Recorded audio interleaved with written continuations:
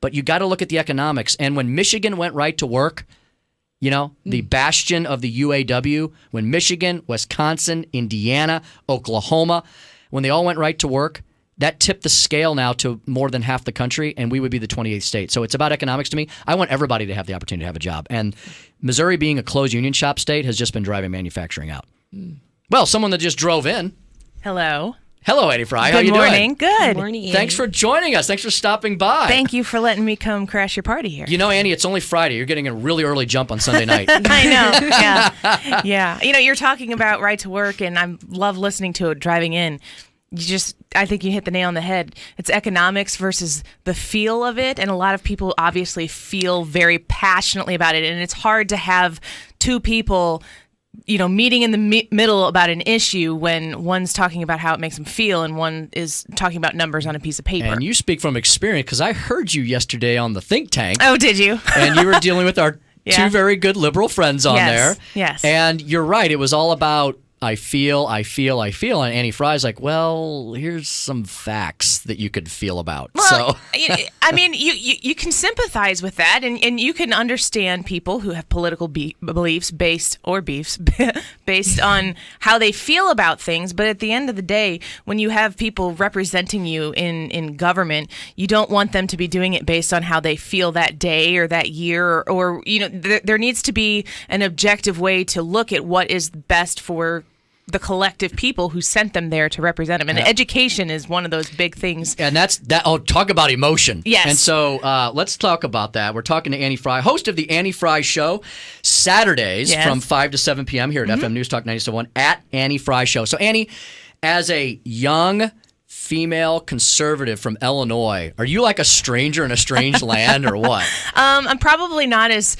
It's probably not as strange to find people like me over there that that what you would expect. However, we live in a land, you know, governed by Chicago, and that's true. That is very true. Southern Illinois is a totally different world. Yeah. So there are lots of folks over there who are like me, and this national election, this presidential election, is a really good, you know, large-scale example of what it's like to live in Illinois, because you have that popular vote that went for Hillary Clinton, but boy, does that popular vote not represent, you know, the collection of people across the nation. Well, in Illinois, we basically live and die by Chicago. You're because of gerrymandering and just decades of failure, and it just governs you. So let's talk about education. Betsy DeVos is in the headlines today. You'll probably be talking about her tomorrow because she's hanging on by the skin of her teeth. They just breaking news.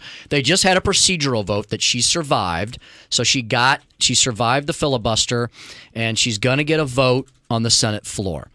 And tell me what you think about Betsy DeVos. I am so intrigued by her, but also, you know, even though I do have 2 hours on a Saturday to talk my politics and what I think, I'm still terrified to talk about it, because when you know, like we're talking with right to work, people feel so strongly one way or the other about her.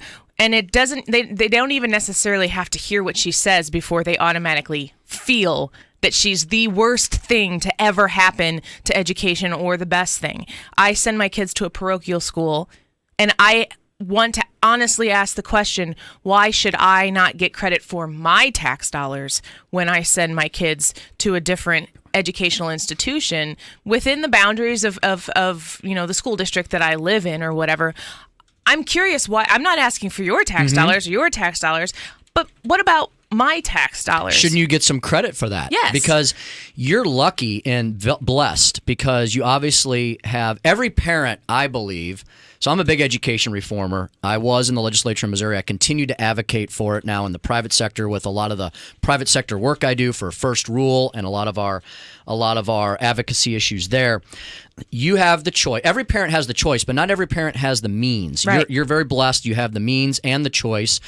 But a lot of parents don't have that choice. But in your case, you're not only paying thousands of dollars in tax money to fund whatever great new program they're doing in Chicago, but you're paying for your children's education as well at a private school. Yes. And you're getting nothing for that. Yeah, and in Illinois specifically, the cost to educate in the public sector is going through the roof because the state isn't paying the schools. We are in, Illinois' credit rating was just downgraded now, once again, and it's moving, at a very, very fast pace towards junk bonds. And we're sitting in these, I live in the Edwardsville School District. We're sitting there and we have a great school district, but we are unable to fund it because the money we're paying to the state isn't coming back into the schools. So it continues time and time and time again to fall on the taxpayers. For some reason, my pocket is the one that's always open. And it would be one thing if you were getting a bang for your buck in the Yes. public schools, but I'm going to guess you're going to tell me that that's not the case. Edwardsville School District is a fine school district, and I would be proud to send my kids there. But, to what end? Because if we continue to not fund it, I know that they're struggling to pay for textbooks. So it's going to go south even quicker, and we're going to continue to struggle as taxpayers, whether you're sending them to public or private. So, And the public schools in Chicago, I presume, are a Yes. disaster. Yes, because they're run by the people who care about the educators and not the education. In Missouri, in the legislature, they always come every year hat in hand and say, just give us more money, but don't tell us what to do with it or how to do with it. We just want Yep. billions of dollars. Yep, that's right. And for some reason, my wallet it's waning, and they just still keep picking out the dollars. So what you got tomorrow? So tomorrow we are going to talk with Mary Rime from the Daily Signal. She's going to mention something about the Department of Education has, for some reason in Obama's administration, underestimated the student loan repayment rates. Oh, really? By 20%. Shocking. By 20%. More than half of students are not paying back their education. We're going to talk with her, and she's going to let us know what the new Department of Education can do about it. Fantastic. We'll be listening to Annie Frey, the host of the Annie Frey Show, Saturdays from 5 to 7 p.m. at Annie Frey Show on Twitter. Annie, thank you so much for being here. Thank you. Tim Jones will be right back. Allman in the Morning.